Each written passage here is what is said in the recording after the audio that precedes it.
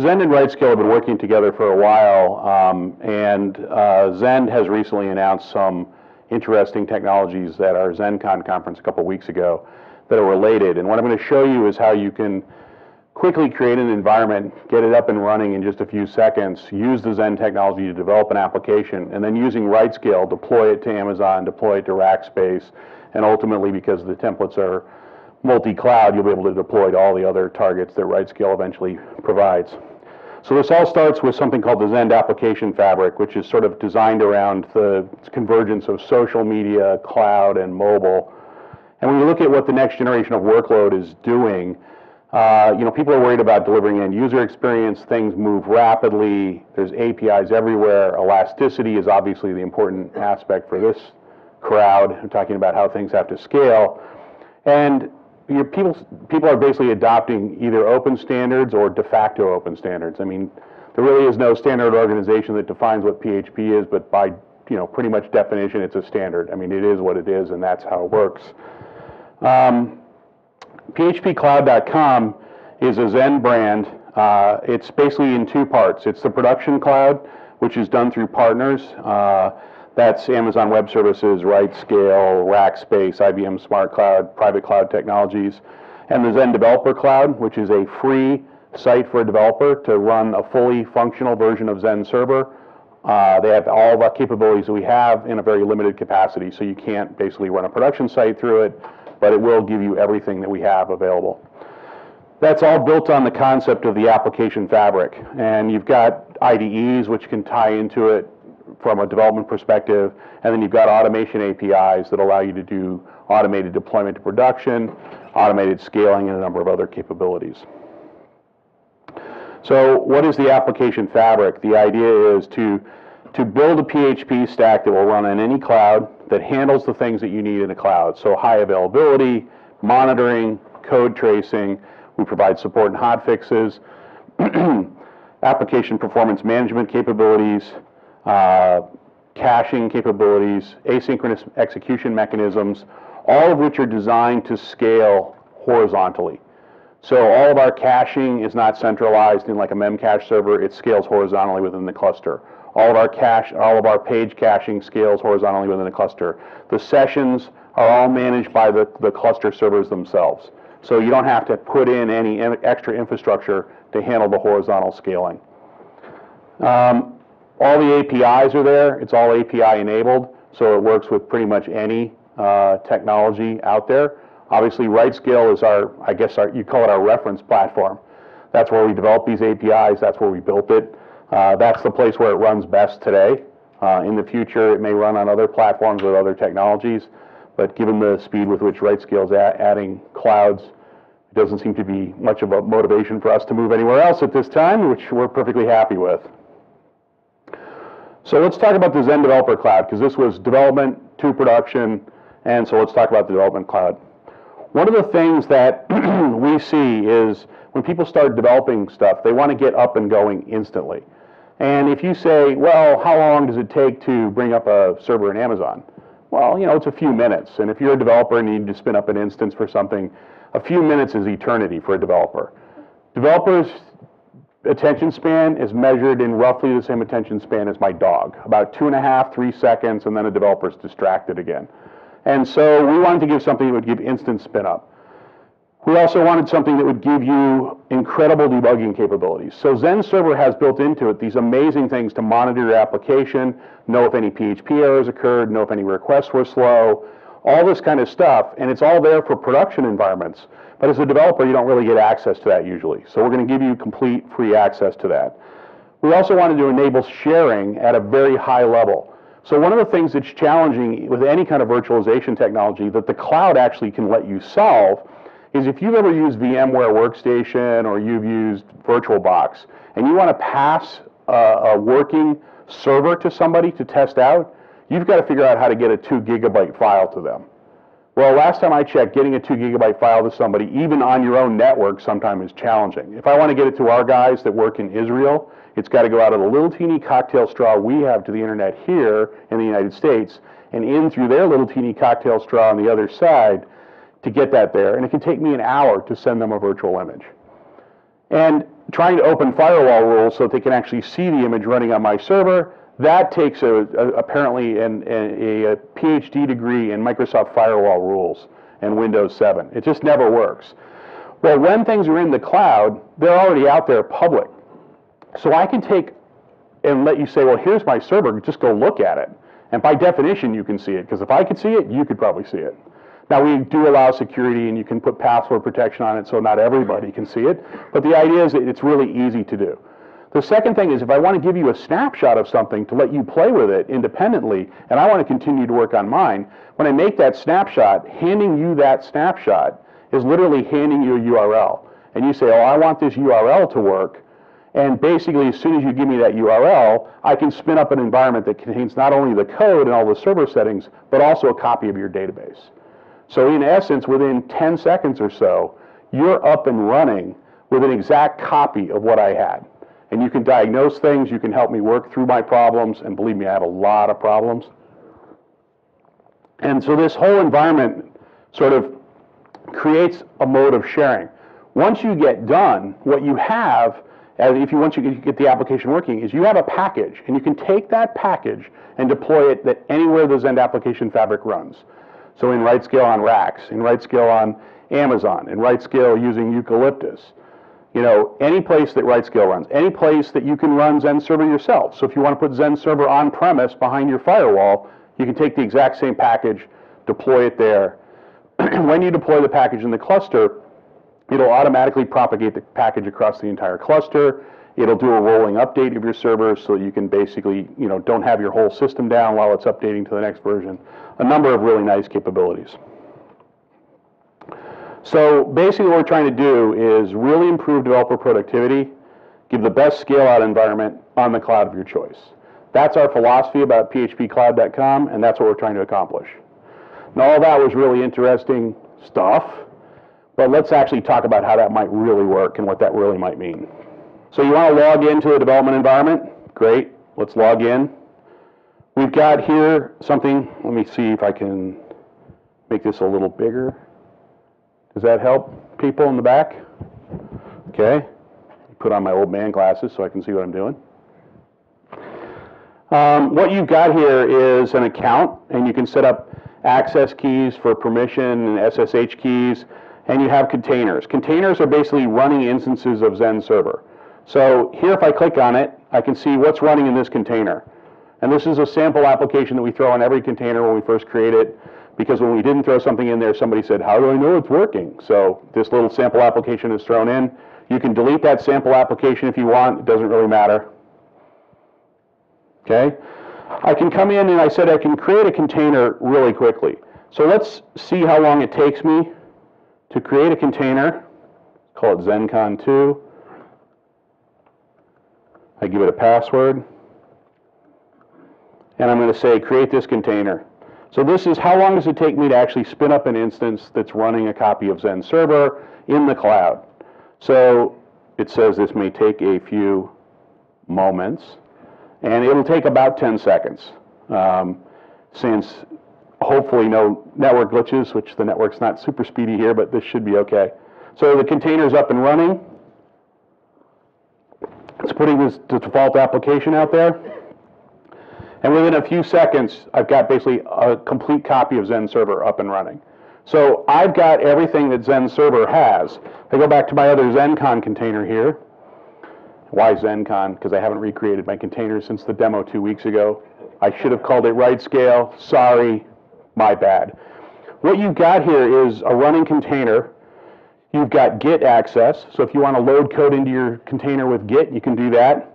You've got the ability to take code tracing. You've got the ability, like I said, to take a snapshot. So if I want to take a snapshot to hand to somebody else, I click take snapshot.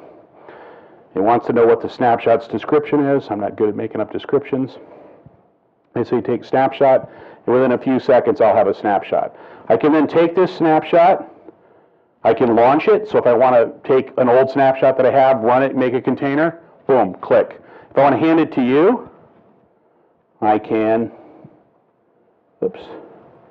hand it to you. I can say it's shared, and then when I scroll again, it's going to lose that.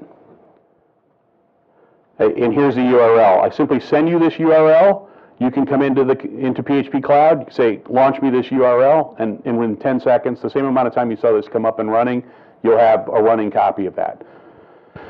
What's a container? Is it like an instance kind of, or an image? It's technologically, we're slicing an Amazon instance with lightweight containers. Okay. So we're running this in Amazon, and we can get about 100 developers on an Amazon large instance.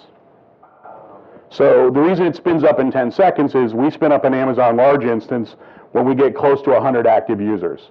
And when we get the next, when we get to about 90 active users, we spin up another instance, in essence. And then when users come in, they register, they get their container or whatever, we spin it up on some server. There's a whole bunch of voodoo going on under the covers to make sure that your routing goes to the right places and all that kind of stuff. But in essence, we can spin up a Linux lightweight container in about 10 seconds. You can't spin up an Amazon instance in that amount of time. It's just not going to happen. In fact, I don't know of any cloud that you can spin up an instance in 10 seconds. There might be one, I just don't know of it. I'm not saying that there is or isn't. So I've got my two containers here with my applications in them.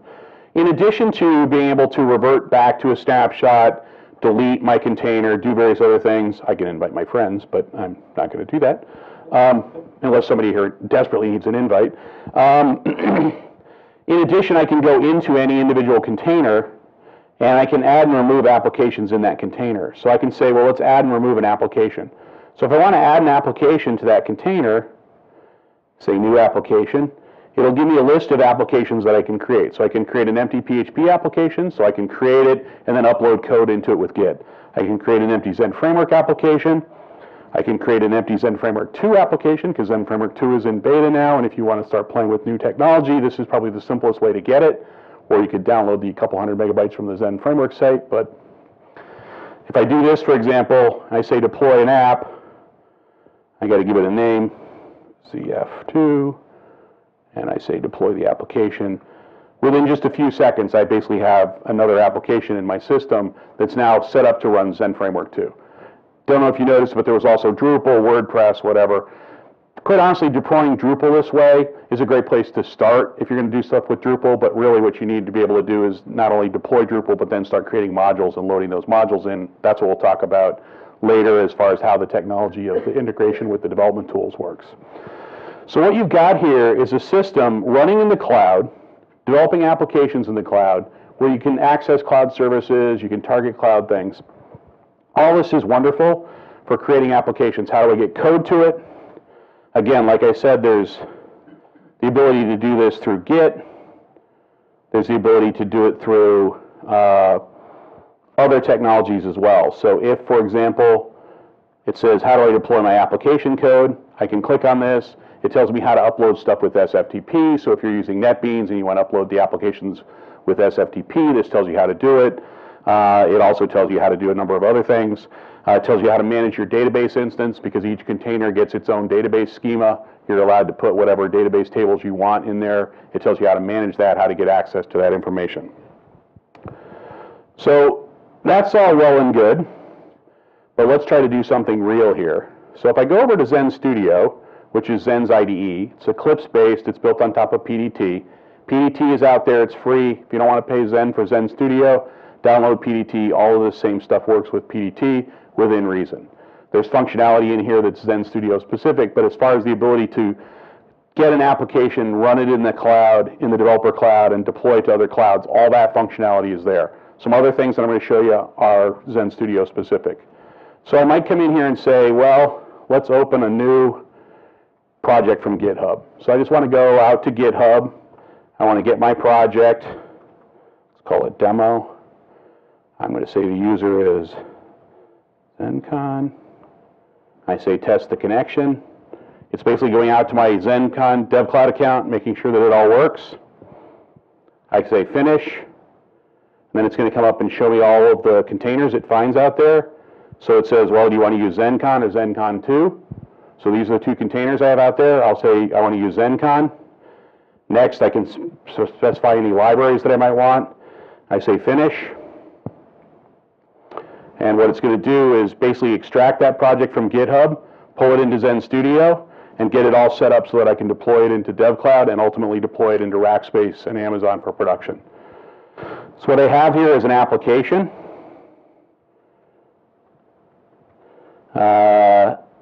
I know what I did wrong. I set my font to 150% instead of 125. Sorry, folks. Basically, what I have here is an application. This is sort of a packaging mechanism that Zen has for applications, and this is part of the application fabric. I can put in, summary of the application. I can put in the description of what it is.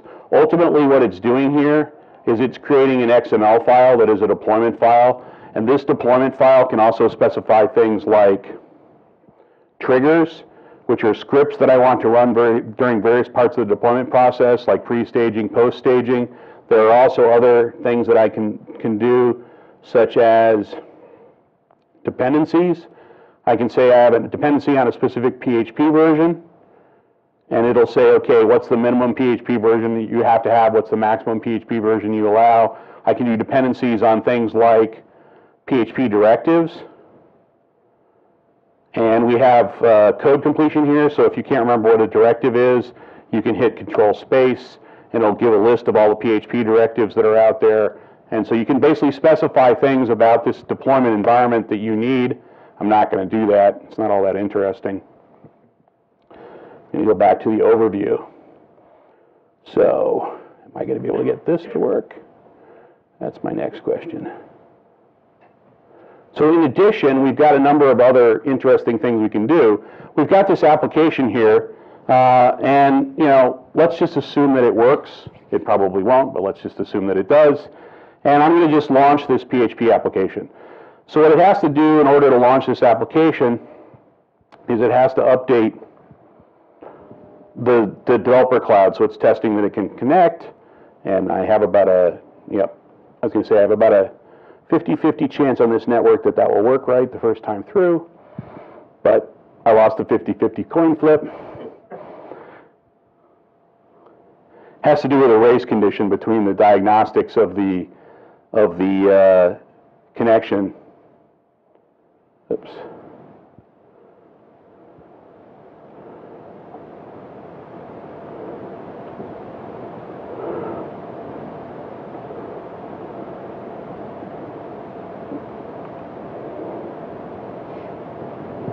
And so what it's going to do is deploy that application over in the dev cloud, and then it's going to launch it in the dev cloud. So basically it automatically launched it in Chrome. You guys probably saw an app that looked an awful lot like this during the keynote demonstration. Surprise, surprise, that's because Ryan stole it from me.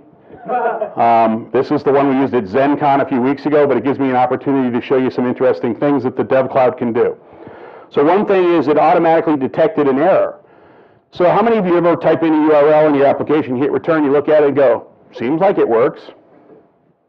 In fact, that's the extent of testing that a lot of people do. Seems like it works. So in the background, because the monitoring system was running, it knows it didn't work.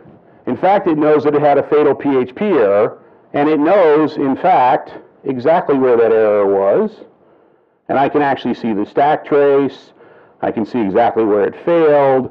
I can even pull up things like the code tracing in Zend Server, which will show me the entire flow of the program up to the point of the failure and all the way back out to the response. So I've got incredible diagnostic information here. And the system was popping this up right in front of me saying, hey, excuse me, but you might not have noticed this, but in the background, your code didn't work right. And if that had been a slow database query, it would have done the same thing. Hey, it was a slow query. Hey, you had a slow call to a curl function that was calling some web service. Most of the time, you don't even notice this as a developer. Well, you might notice PHP fatal error, but maybe not. I've seen some amazing stuff that people deploy that barely works. In fact, we see it way too often here at Zend.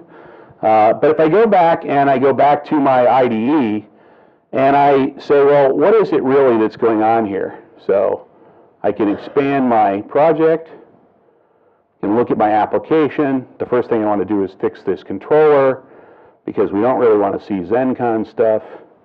We really want to see RightScale stuff. Okay. And then it was telling me that there was a fatal PHP error in my view. And if I go to my index PHP HTML file and I look at it, I can see that there's an error here. It's some warning that it's giving me. And through the wonders that is PHP, the fact that it doesn't exist is actually a warning. Who knows? It might exist at the time it actually calls it. So, but it's not. It should have been date. So I hit that. I hit Control S to save that file. I hit Control S to save this file. Let's go back to Chrome. Let's go right back to our application. Hit refresh. And literally, the application's been updated in the cloud. It's running in the cloud. And it's now RightScale. It's popping up some other error. Okay, this is a different error. I don't have my fatal PHP error anymore, but I have a slow request execution. Why is that? Well, if you've ever called Twitter to fetch Twitter feeds, sometimes it's really, really fast, and sometimes not so much.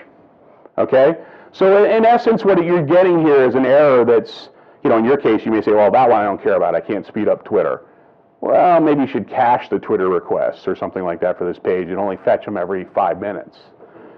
I don't know what you should be doing, but in essence, if I go back and run this again, hopefully it'll be fast and it won't pop up that error. So what you see here is an environment where as I change the code and save it, it's automatically writing it out immediately to the cloud, and I can immediately test it. So if we go down here to the bottom, we see, oh, it still says ZenCon at the bottom. Again, one more change. Let's just go fix that. So I go down here. I say, oh, yeah, this should be RightScale. And yeah, don't comment on my programming style because half the errors in here are because I'm stupid and the other half are because I'm trying to demonstrate something. So again, immediately we scroll to the bottom. Let's just dismiss this again. And you can see that it's changed. So that's the kind of integration we have between the system that's running in the cloud and an IDE. Now that I've built this application and I want to turn around and run this in production, not that it's the greatest application on the planet, but I want to run it in production. So first let's pop over to RightScale. Let me talk a little bit about the RightScale Zend Solution Pack.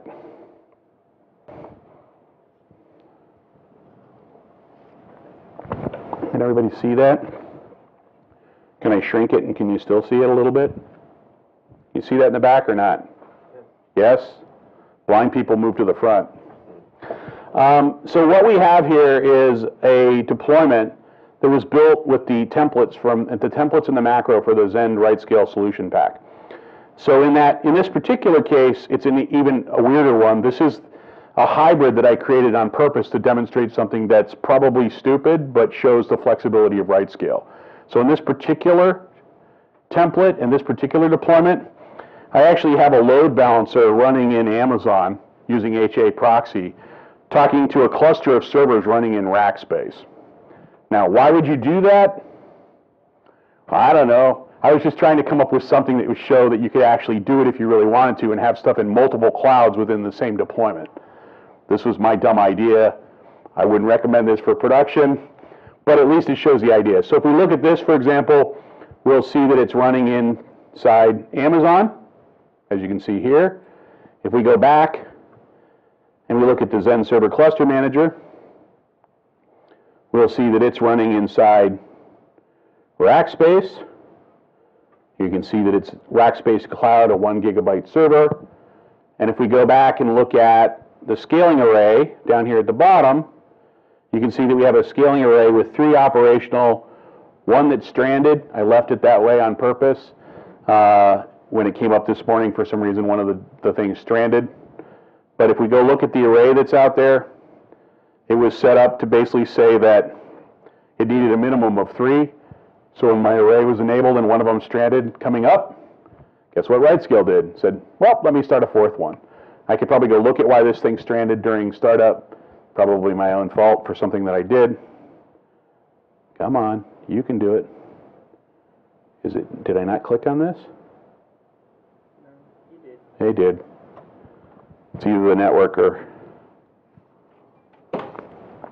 So what I've got here is I've got a deployment that's running essentially the Zend solution in RightScale, in this case RightScale and Amazon and Rackspace all together in one lovely conglomeration of stuff. I'm not going to wait for that. I'm going to go back to, hopefully go back to, if I go to my other deployments that are out there, you can see that I have a deployment in Amazon here somewhere.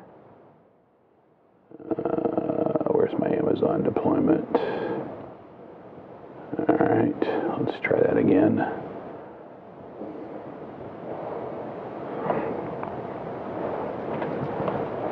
Find my Amazon deployment. So here's another deployment in Amazon. It'll show you the kinds of things that you're used to if you're used to RightScale. If you're not, somebody will be glad to get you a demo. But here we have a number of servers. We have a database server. We have an HA proxy. We have another database. So this is a cluster manager, and then this is a database for the applications. Again, we have an array down here, in this case with some servers in it. We can see that it has a few instances running, because in order to do real HA, you definitely need at least 2 servers and probably 3. Our argument would be if you need 2 to support your system, you need 3 for HA, because if you lose 1, you still have to have 2 or HA goes away.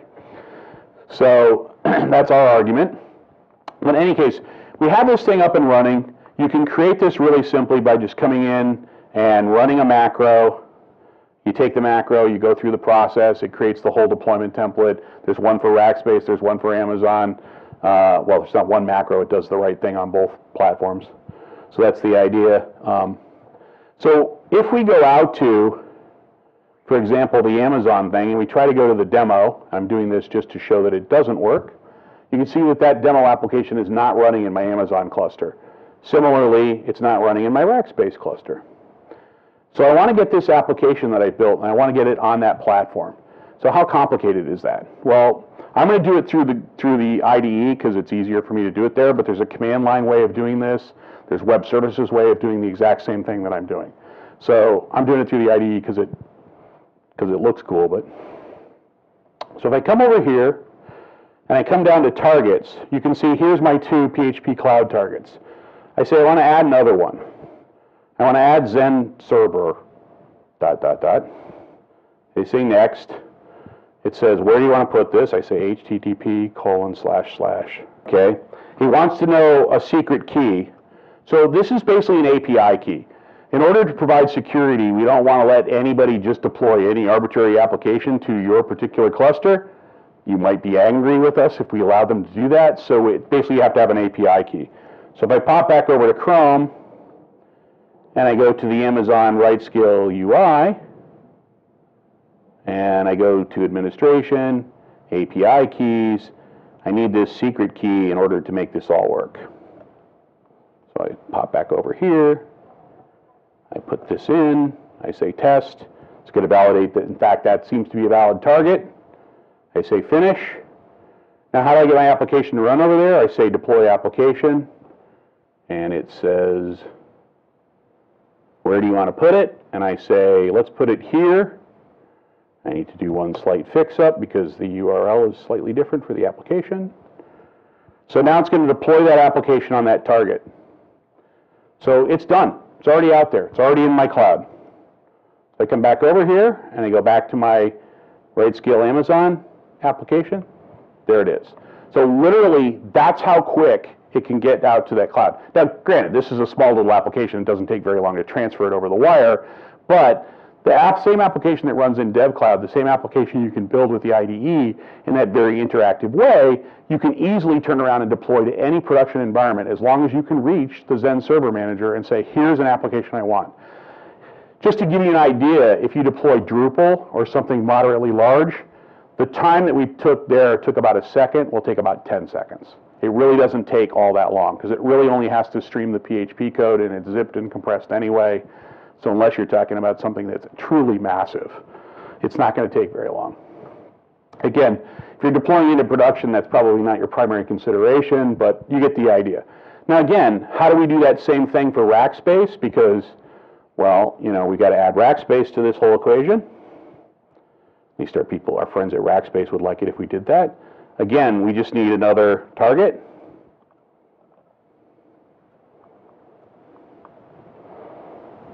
And by the way, we're adopting the RightScale model of calling Rackspace RAX because otherwise Rackspace and RightScale have the same initials and we can't really do that.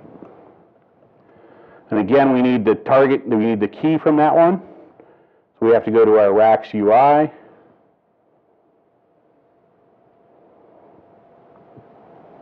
And we need to get our API key again. And no, it's not the same API key. And I don't believe there's any way to make them the same API key. And that would probably be stupid anyway. I say test connection. I say finish. Now I want to deploy that application again. And I say I want it on racks. Finish. And there you go. It's basically running over there on racks. Don't believe me? There it is. So we're talking about a system where you can basically, within a few seconds, have a development environment up and running. You can interactively work in that development environment. You can modify things. You can change things. Turn around and deploy them, instantly to your development environment. Work in the cloud. Have access to all the cloud services. So if you want to use Amazon Simple Queuing, you want to use other web services that are in the cloud, they're all available to you. You can turn around, take that application. What it's really doing under the covers here is it's bundling that application up into a zip file with the deployment descriptor information. It's sending it across the wire through web services to the other cluster, saying, please deploy this application. So if, for example, I went back into the application and I modified it in some way, and I can do that, I'll just come back in here and change one thing to be, I don't know, XXX. I hit Control S. It, by the way, updated my development workspace immediately. But I need to actually deploy that, again, to one of the other targets. And I can simply say, all right, let's update racks again. I hit finish. You didn't change the URL. No. Thank you.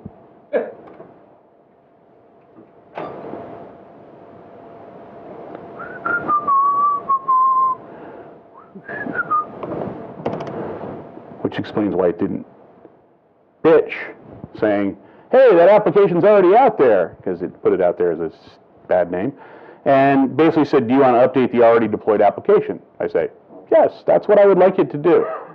It says, okay. And now if we go back here, and we run our RightScale Racks application again, down here at the bottom, you can see that it's updated. So you've got a whole environment. Now, all of this is done with public APIs. There's no special voodoo going on under the covers. So there's command line versions of all of this. If I could have just as easily said, Zen deploy dash target, blah, blah, blah. You have to build and name the targets, but that's just to keep you from typing 37 parameters on the command line over and over and over again. You saw the parameters I had to put in. It was name of target, key name, API key. You probably don't want to type that over and over and over again on your command line. My guess, just the way it works. So all of this is available to you. Everything is there. A couple things that I don't know if I mentioned. PHPcloud.com is in early access beta right now. It's invite only. If you want to get an invite, come by, give me your card. I'll get you signed up. It's going to go public beta. The base development environment, phpcloud.com, is going to be free. Anybody who wants to use this can use it for free. Obviously, we don't make that much money on development tools. We build them. We do sell, Studio and a few other things. But fundamentally, it's ultimately all about production and production deployment. So we're going to basically make all this stuff available to people for free in development. That's about it that I had for my demonstration and my presentation. I think I have like one more slide, but I don't know that it's all that important. About our partnership, why did this partnership get started in the first place? Basically, about 37% or 30%, whatever you want to call it, of RightScale's customers use PHP today. We think we can provide them with a superior solution. By the same token, about half of our customers were saying, how do we do this in the cloud, and how do we pay by the hour? And Zen doesn't have the infrastructure in place to charge and bill and do stuff by the hour. So with the solution with RightScale, we can basically take the operational experience that RightScale has and how to manage the clouds and the clusters and the scale up and the scale down, and the solution that Zend has, which basically can handle that all from a PHP level transparently, and produce a solution that essentially gives you a PaaS in the cloud. But what's different about a lot of the PaaSes you see in the cloud today is it's your PaaS. So if you don't like MySQL and you want to swap it out and put in Oracle, go for it. Swap it out, put in Oracle. I like to say PASs are like shoes, okay? Now, if we look around this room, I bet we're not all wearing this shoe, okay? 2 reasons we're not wearing this shoe. 1, my feet are not the same size as yours. That's a problem right off the bat. Now, PAS theoretically handles that with scaling, so we could call it stretchy shoes.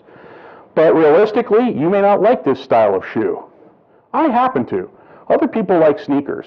You know, people wear different stuff. And you can't have a PAS that's going to fit everybody. Or if you do, it's a PAS with 27 knobs to select what you want in the first place. And then, is that really a PAS if I have to say, well, I want MySQL, and I want this, and I want that? You're really going to have to tune it and customize it anyway. So in essence, Google App Engine, great idea. Interesting technology, probably not going to work for everybody. At some level, you want that level of control, and that's what we're producing here. So basically, this is what we're shooting for. Development done right, fast, elastic deployment on any cloud you want.